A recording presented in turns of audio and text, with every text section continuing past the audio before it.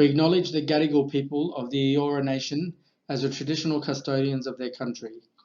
We recognise their continuing connection to the land and waters and thank them for protecting its coastline and its ecosystems since time immemorial. We pay our respects to elders past and present and extend that respect to all First Nations people present today. My name's Corey. My report is titled Integrating the Indigenous Concept of Country to Influence Aesthetic Development Controls in Redfern, Sydney. Redfern has a long history in Sydney as a unique Indigenous urban village, but gentrification is eroding its character and whitewashing the streets. The report sees a necessity to intervene in planning controls to ensure that the Indigenous amenity is not further destroyed. The report proposes that the Indigenous concept of country may be used to influence future controls regarding the visual built fabric of Redfern. We will first give an historical account of Indigenous Redfern. We will explore the concept of country. We will look at gentrification and the changing visual spectrum of Redfern. We will analyse the current development controls in Redfern. We will then propose a 4-step process to insert country into development control, and we will then conclude. Redfern is well understood as an urban Indigenous village. It has the highest concentration of Indigenous people of any urban place in Australia. It reached a pinnacle in the 1970s with the establishment of the Block, which was 2 streets of Victorian townhouses used for Indigenous public housing. Sadly, the experiment failed because the colonial spatial experience did not consider the unique way that Indigenous people use and inhabit the land. This report argues that the values of country might be used to ensure that the future development of Redfern is sensitive to Indigenous peoples. Country sees no division between inanimate and animate. It teaches us that everything is living, including animals, people, earth, rocks, and water. This extends to the built environment. Structures are made from country and are then returned to country. Country breaks from traditional Western thought, allowing us to integrate Indigenous stories, secrets, innovations, social structures and kingship into the visual fabric of the built world. This report argues that these values of country can be used as guidelines to influence the aesthetic development controls for Redfern. Redfern's Indigenous character has not disappeared. A walk through the back streets and alleyways reveal numerous Indigenous artworks, street murals, and dedicated green spaces labelled Gadigal land. Redfern is also the chosen home for most of the Indigenous community sport, health, and education organisations. Please pause and take a moment to investigate the walkable map of Indigenous Redfern to the left. Redfern Street is the main commercial strip, but visually there's very little to indicate you are an Indigenous neighbourhood.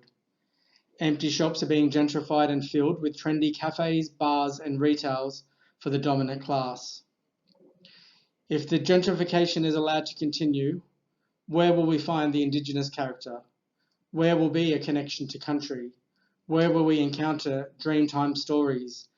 Where will people have a yarn and share culture? There are currently no Indigenous planning controls for Redfern, nor do the frameworks recognise the village as having an Indigenous amenity. The Environmental Planning and Assessment Act is focused only on heritage conservation. It treats Indigenous people as external consultants. This limited participation ignores the way that Indigenous people are connected to the land. The Greater Sydney Region Plan is little more than a glossy marketing brochure. It talks about the importance of Indigenous culture, but does not list any actions on how it will achieve positive Indigenous urban outcomes. Redfern is regulated by the Sydney Development Control Plan, or SDCP. The SDCP claims that Sydney is a city of villages, but fails to recognise that Redfern is its most unique village. Other similar villages nearby are the Queer Village in Darlinghurst and the Chinatown Village in Haymarket. The locality statement for Redfern also makes no mention of its unique Indigenous character and makes no allowance for the unique amenity of the area. This is a contradiction of the City of Village's identity. Ignoring the Indigenous character of Redfern indicates that the village may only be existing at the discretion of the dominant class.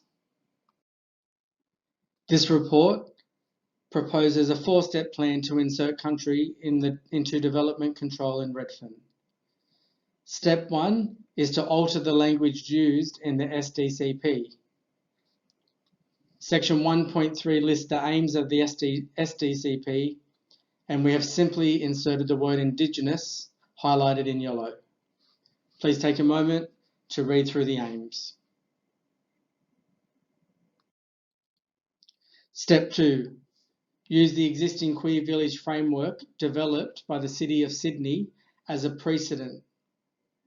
The Oxford Street Culture and Creative Precinct draft proposal sets out a framework which ensures that the existing queer village is developed in a way which strengthens and supports its existing amenity. The instrument is the result of community consultation which identified that the village has a strong LGBTQI character. Using this precedent, the next step for Sydney City Council to insert country might be the creation of a similar draft proposal called the Redfern Indigenous Cultural Precinct. Step 3. Sydney Council can adopt recently developed Indigenous frameworks. The draft Connecting with Country framework develops connections to country to inform the planning, design and delivery of built environment projects in New South Wales. The Designing with Country discussion paper teaches Sydney City Council what it means to design with country. It provides effective ways to share knowledge between communities about Aboriginal places and places with shared cultural significance. Step 4. Sydney Council can integrate Indigenous cultural protocols developed by industry. Such protocols will deepen engagement practices with Indigenous people. They will ensure that urban design achieves culturally significant and culturally sensitive outcomes for Indigenous people. And they will ensure that the legal rights and customs of Indigenous people are protected. This paper has highlighted the inadequacies of current development controls which fail to recognise the importance of the Indigenous visual amenity of Redfern. The planning instruments can begin by recognising that Redfern, which is one of numerous villages, must maintain its unique Indigenous character. Sydney City Council has the nearby queer village of Darlinghurst to draw precedent from, as well as numerous protocols which explain how to design with the inclusion of Indigenous people based on values of country. This paper hopes to add to the discussion and to give notice to Sydney City Council that it's time to include Indigenous people in the future development of their unique urban village, which is Redfern. Thank you.